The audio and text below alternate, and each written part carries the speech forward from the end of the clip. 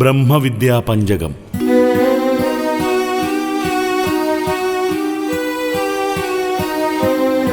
നിത്യാനിത്യവിവേകതോ he നിതരാം നിർവേദമാപദ്യ സദ്വിദ്വാനത്ര ശമാദിഷട്കലസിത സ്യാന്മുക്തികാമോ Bhuvi.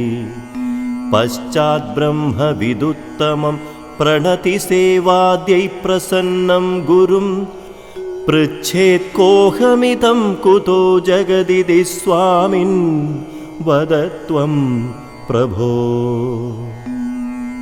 ത്വം he ബ്രഹ്മ ന ചേന്ദ്രിയാണി ന മനോബുദ്ധിർന ചിത്തം വപുഃ പ്രാണാഹംകൃതയോന്യദപ്യസദവിദ്യാകൽപിതം സ്വാത്മനി.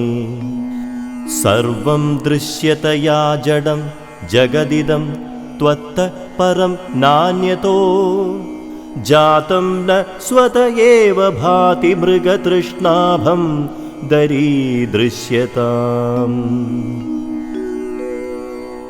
വ്യാപ്തം യേന ചരാചരം ഖഡശരാവാദീവ മൃത്സത്തയാ യസ്യാന്ത സ്ഫുരിതം യദാത്മകമിദം ജാതം യതോ വർത്തത്തെ.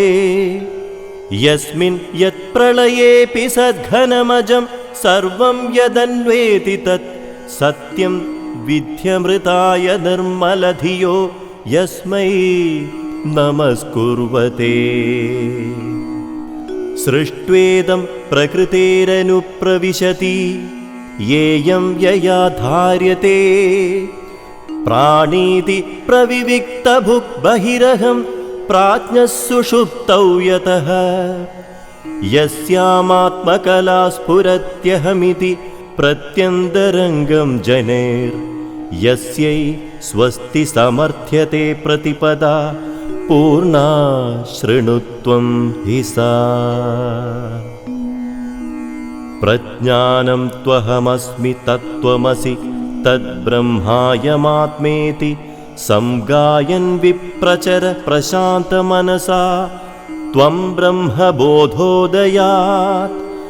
പ്രാരബ്ധം ക്വനു സഞ്ചിതം തവ കിമാഗാമി ക്വ കർമാപ്യസത് ത്വയ്യധ്യസ്തമതോഖിലം ത്വമസി സച്ചിന്മാത്രമേകം വിഭുഃ.